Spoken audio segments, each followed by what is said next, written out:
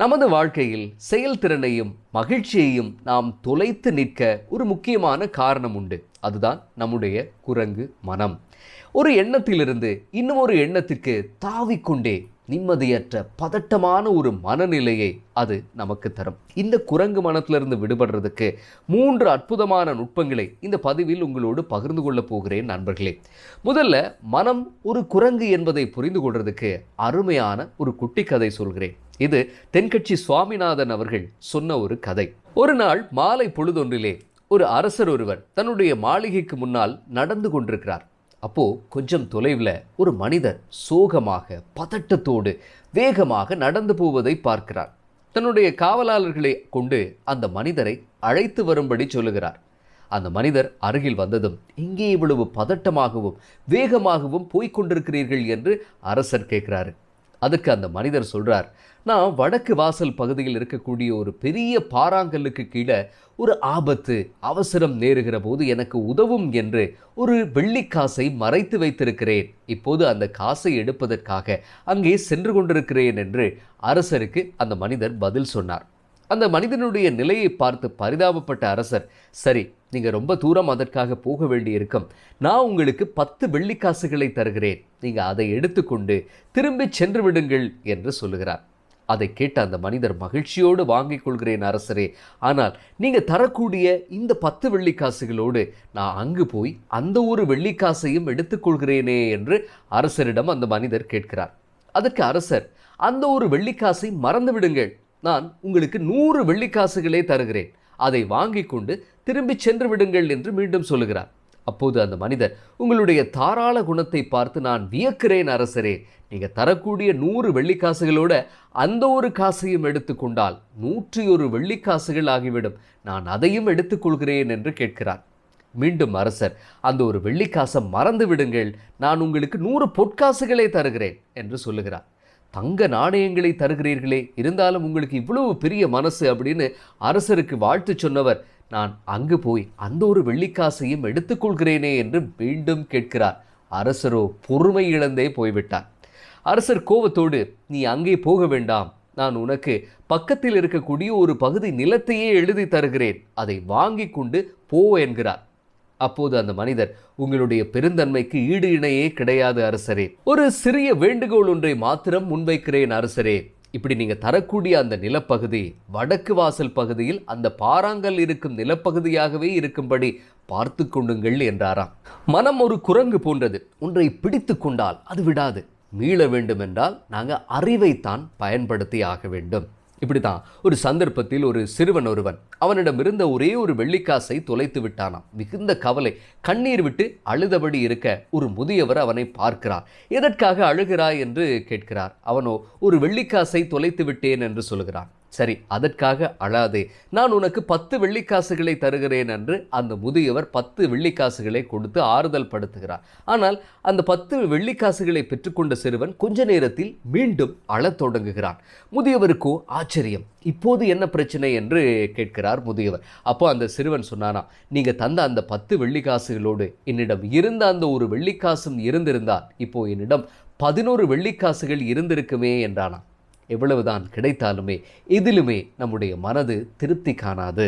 அந்த ஒரு வெள்ளிக்காசுக்காக அந்த கிராமத்தவரும் அந்த சிறுவனும் ஏங்கிக் கொண்டிருந்தார்களே, அதே போல நமது மனமும் கூட ஒரு எண்ணத்திலிருந்து இன்னும் ஒரு எண்ணத்துக்கு தாவிக்கொண்டே இருக்கும். எப்படி இந்த நிலையை சரி செய்கிறது? குரங்கு மனத்திலிருந்து எப்படி நாங்கள் மீள்வது? நண்பர்களே, கோபம், விரக்தி, வெறுப்பு என நமக்குள்ளே வரக்கூடிய உணர்வுகளையும் அதற்கேற்ப நாம் செயல்படக்கூடிய விதத்தையும் நம்முடைய எண்ணங்கள் தான் தீர்மானிக்கின்றன.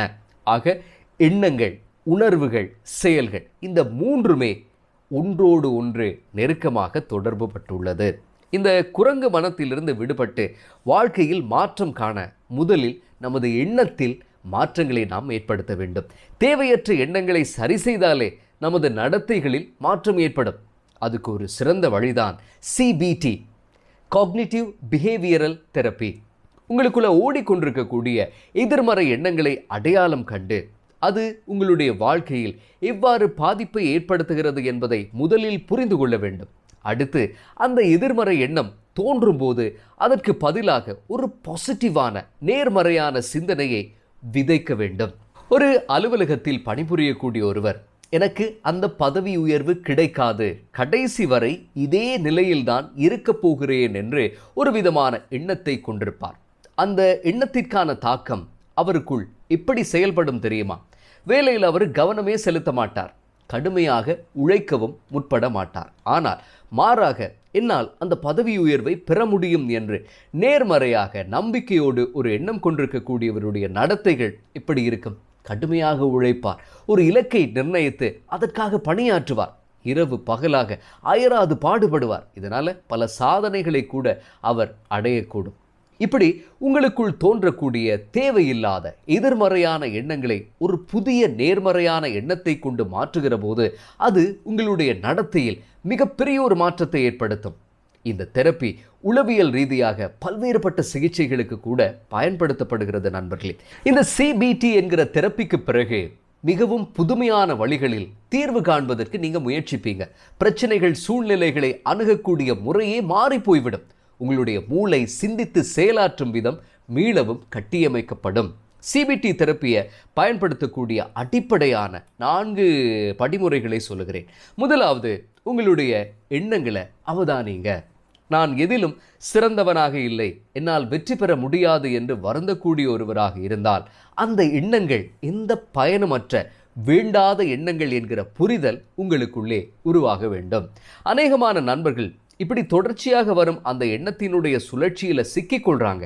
அந்த ஒரு எண்ணம் கோர்வையாக பல எண்ணங்களை உருவாக்கி அவர்களுடைய தன்னம்பிக்கையே தகர்த்து போட்டு விடுகிறது நண்பர்களே. இரண்டாவது படிமுறை, அந்த பயனற்ற எண்ணங்களை சவாலுக்குட்படுத்த வேண்டும். எப்படி? கேள்விகளை கேட்டு. எனக்கு திறமை இல்லை என்று ஒரு எண்ணம் உங்களுக்குள்ளே உருவாகும் போது எந்த ஆதாரத்தை கொண்டு இதை சொல்கிறாய் என்று மனதிடம் கேள்வி கேளுங்க. நீங்க வாழ்க்கையில கண்ட சிறு சிறு வெற்றிகளை எல்லாம் பட்டியலிட்டு சொல்லுங்க. நான் திறமை படைத்த ஒருவர் தான், இத்தனை வெற்றிகளை நான் பெற்றிருக்கிறேன் என்று உங்களுடைய மனதிற்கு சொல்லுங்கள். என்னை எல்லோரும் வெறுக்கிறார்கள் என்ற எண்ணத்தை கொண்டிருந்தால் இது எந்த விதத்தில் உண்மையாகும் என்று கேளுங்க. உங்களை நேசிக்கிற ஒருத்தர் கூடவா இந்த உலகத்தில் இல்லை? உங்களுடைய குடும்பத்தைச் சேர்ந்தவர்களை ஞாபகப்படுத்துங்கள். இப்படி உங்களுக்குள் தோன்றக்கூடிய தேவையற்ற எண்ணங்களை கேள்விக்குட்படுத்துங்க. இந்த எண்ணம் ஒரு அனுமானமா, உதவாத ஒரு கற்பனை எண்ணமா? இந்த எண்ணம் எனக்கு பயன் தருமா, ஆக்கப்பூர்வமான ஒன்றா என்று கேள்விகளை தொடுங்க. மூன்றாவது படிநிலை, தொடர்ந்து இப்படி நீங்க பயிற்சி செய்கிற போது உங்களுடைய செயல்களும் நடத்தையும் மாற்றம் காண ஆரம்பிக்கும். முதலில் எதற்குமே பயந்து கொண்டிருந்த நீங்க இப்போது துணிந்து செயல்பட தொடங்குவீர்கள். உங்களுடைய மனநிலையில் தெளிவு பிறக்கும். படிப்படியாக நம்பிக்கை கொள்ள தொடங்குவீர்கள். ஆக நான்காவது படிநிலை, புதிய சிந்தனையும் செயல்பாடுகளும் உங்களுடைய மூளையில புதிய பாதைகளை உருவாக்கும். வழக்கமா நீங்க பயந்து கொண்டிருந்த கரடு முரடான சிக்கல் நிறைந்த பாதைகளை தவிர்த்து நேர்மறையாக சிந்திக்கிற போது வெற்றிகரமான தெளிவான பாதைகளை மூளை உங்களுக்காக உருவாக்கி கொடுக்கும். அதன் மூலமாக நீங்க பல புதுமைகளை படைக்கலாம். CBT தெரப்பி உங்களுடைய வாழ்க்கையில அற்புதமான மாற்றங்களை நிகழ்த்தக்கூடிய ஒன்று. தெரபிஸ்ட் ஒருவருடன் இணைந்து நீங்க பயிற்சி செய்யலாம், அல்லது சுயமாக இதை கற்றுக்கொண்டு பயிற்சிகளை செய்வதும் சிறந்த மாற்றங்களை ஏற்படுத்தும். அதற்கு நீங்கள் புத்தகங்களை படிக்கலாம், கட்டுரைகளை படிக்கலாம், யூடியூப் வீடியோக்களை கூட பார்த்து இந்த படிமுறைகளை நீங்கள் பயிற்சி செய்தால் நிச்சயமாக அது உங்களுக்கு வாழ்க்கையில் பயன் தரக்கூடும். அடுத்ததாக நண்பர்களே, குரங்கு மனம் எப்போதும் கடந்த காலத்திற்கும் எதிர்காலத்திற்கும் தான் தாவிக்கொண்டே இருக்கும். கடந்த கால வருத்தம், அன்று அப்படி செய்திருக்கலாம், அப்படி நடந்திருக்க கூடாது என்று வருந்த சொல்லும். எதிர்காலத்தில் ஒரு பயத்தையும் அச்சத்தையும் உண்டு பண்ணும். ஒரு ஆபத்து வந்துடுமோ, எல்லாவற்றையும் நான் இழந்து போய் விடுவேனோ என்கிற ஒரு அச்சத்தை, அது போன்ற ஒரு எண்ணத்தை அது நமக்குள்ளே கொடுக்கும். ஆனால் உண்மையான மகிழ்ச்சி நிகழ்காலத்தில் வாழும்போதுதான் கிடைக்கும். நண்பர்களே, நிகழ்கால தருணங்களில் கவனத்தை செலுத்தி வாழத் தொடங்கும் போது குரங்கு மனத்துக்கு அது ஒரு பெரிய இடையூறாக இருக்கும். நேற்று உங்களுடைய வாழ்க்கையில் நடந்ததை நினைத்த கவலையோ, நாளை என்ன நடக்கும் என்ற பயமோ நீங்கி போக வேண்டுமென்றால் இன்று இந்த நிமிஷம் உங்களுடைய வாழ்க்கையை நீங்கள் முழுமையாக நிறைவாக வாழணும். இப்போது உங்களுடைய கையில் என்ன இருக்கிறதோ அதற்கு நன்றி உணர்வோடு வாழத் தொடங்குகிற போது இந்த தருணம் உங்களுக்கு ஒரு பிரசன்ட்டாக, பரிசாக இருக்கும். பவர் ஆஃப் நவ் என்கிற புத்தகத்திலிருந்து நிகழ்காலத்தில் நாம் முழுமையாக நிறைவாக வாழ்வது குறித்து சில நுட்பங்களை ஏற்கனவே கடந்த பதிவில் பேசியிருக்கிறோம். ஆக இரண்டாவது நுட்பம், கடந்த கால எதிர்கால வருத்தங்கள் பதட்டங்களை நீக்கி நிகழ்கால தருணங்களில் நிறைவாக வாழுங்க. அது குரங்கு மனத்திலிருந்து மீள்றதுக்கு வழிகாட்டும். மூன்றாவது நுட்பம், நிலைமைகளை ஏற்றுக்கொள்வது. வாழ்க்கையில் சில விடயங்களுக்காக நாம் போராடித்தான் ஆக வேண்டும். ஆனால் சில விடயங்கள் நமது சக்திக்கு அப்பாற்பட்டவை, மாற்ற முடியாது. இதுபோல வாழ்க்கையில் நிச்சயமற்ற தன்மைகள் நிறையவே இருக்கும். அவற்றை ஏற்றுக்கொள்வது முக்கியமானது. மாறாக மாற்றப் போகிறேன் என்று போராட ஆரம்பித்தால், குரங்கு மனதுடன் சண்டை போட தொடங்கினால் அது முடிவில்லாத ஒரு வருத்தத்தை தான் தரும் என்று உளவியலாளர்கள் சொல்லுகிறார்கள். இது போன்ற தருணங்களில் உங்களுக்குள்ளே உரையாடல்கள் நடக்கும். அந்த உரையாடல்களில் வரக்கூடிய எண்ணங்களோடு நீங்கள் இப்படி நடந்திருக்க கூடாது, இதை நான் வெறுக்கிறேன், என்னுடைய வாழ்க்கையில் இப்படியெல்லாம் நடக்கிறது என்று உரையாடலை நீங்கள் தொடர்ந்தால், அந்த எண்ண சுழற்சியில் நீங்கள் சிக்கிக்கொண்டால் அது உங்களுக்குள்ளே பெரும் பதட்டத்தை அதிகரிக்கும், நிம்மதி இல்லாத ஒரு நிலைமையை உருவாக்கும்.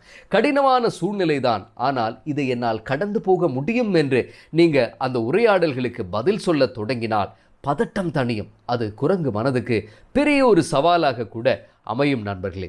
ஆகவே நம்முடைய வாழ்க்கையில் நல்ல பழக்கங்கள் நல்ல செயல்களினூடாக நமது செயல்திறனை அதிகப்படுத்தி மகிழ்ச்சியோடு வாழ வேண்டும் என்று ஆசைப்பட்டால் முதலில் செய்ய வேண்டியது நமது எண்ணங்களில் மாற்றங்களை ஏற்படுத்தணும். முதலாவதாக CBT தெரப்பியை பயன்படுத்துங்க. அது உங்களுடைய வாழ்க்கையில் குரங்கு மனத்திலிருந்து விடுபடுறதுக்கு வழிவகுக்கும். அடுத்து இரண்டாவது, நிகழ்கால தருணங்களில் அதிக அவதானம் செலுத்துங்கள். நிகழ்காலத்தில் நிறைவாக வாழுங்க.